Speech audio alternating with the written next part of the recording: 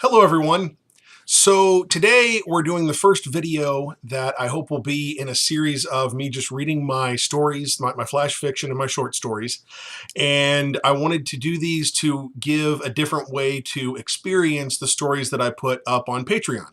So these will be available obviously on the Patreon and on YouTube, and we'll see that they're going to be uncut. I'm just going to be reading the stories just like I'm about to here with this first one, and we'll just see how it goes. So this is the first story in the tables? No, they're the Tales of Abbervale. And this is the first story, like I said, called The Wanderer Arrives. Greetings, traveler, and welcome to Abbervale.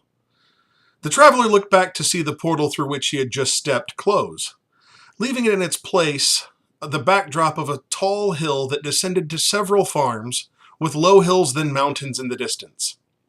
He did not recognize the landscape, and his eyebrow was slightly raised as he returned to face forward to address his greeter. Abbervale? Asked the traveler. I have not heard of Abbervale before. In exactly what part of Ardorn am I? The greeter, a tall, thin man of older years but still keen eyes, who looked quite comfortable propped up against a signpost, laughed softly at the traveler's question. Oh, I think you'll find you're nowhere near, Ardorn, was it? This is Abbervale, the elemental village, and it exists nowhere, and everywhere, too, come to think of it. The traveler's face took on a perturbed expression, and he looked past the greeter to the scene beyond. More portals opened and closed in the vicinity where the traveler appeared moments before. Beings of all kinds arrived or departed by the portals, and only a few seconds later another portal would appear in its place. The traveler soon had to sidestep to avoid getting knocked down by another arriving being that came through a portal where his had been. This being was like nothing the traveler had ever seen on Ardorn before, and slowly he began to suspect that the greeter was telling him the truth. Beyond the portal, the traveler's eyes followed the crowds of arrivals through the open gates of a city not unlike the gates of many of the towns he was accustomed to seeing on Ardorn. Past the gates, the traveler's keen eyes took in the buildings. They appeared to be made of brick, but the bricks looked more vibrant than building materials on Ardorn, almost as if the bricks had been seeded with magic. Other buildings looked different, though. Some appeared to be fashioned from organic plant growths or massive tree trunks.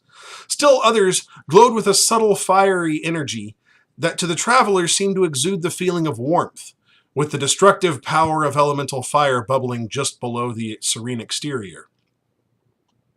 Abbervale, huh? The traveler said after several more seconds of taking in the sight. Yeah, that's what I said, the greeter responded in between greetings and farewells to others using the portals.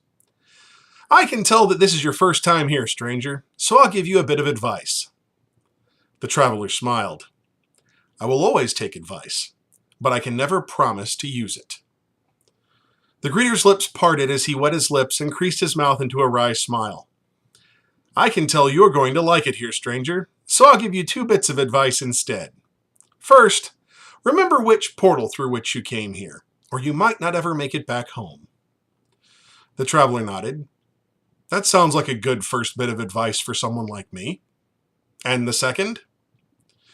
The greeter still wore his smile, which had grown a little bigger at the traveler's question. Abbervale is a wondrous and dangerous place, traveler, and there's plenty here to take up a lifetime. But if you do not trust something about this realm, let it be time itself. Here in the elemental village, time is not the master by which all things are measured, and that can lead to troubles aplenty when you return home. The traveler nodded once more. Thank you kindly, sir, for your greeting and your advice. I believe I will venture into the city and see what is there, if it's all the same to you. As the traveler turned and draped his robe's blue hood over his head, he heard the greeter chuckling softly as he took his first steps towards Abbervale. So that's the first piece of fiction for Tales of Abbervale. Thank you for listening and putting up with me bumbling through it a little bit. Reading out loud is always fun. It's always a new way to experience something that is written, and especially something that you've written. And of course, I'm not a voice actor, so I don't do voices and different things. So uh, I'm gonna I'm gonna be as interested, I think, as anybody else to see how I start reading these. Anyway, before I start rambling too much, thank you so much again for joining me for this first video. If you like it, please give it a thumbs up, share it.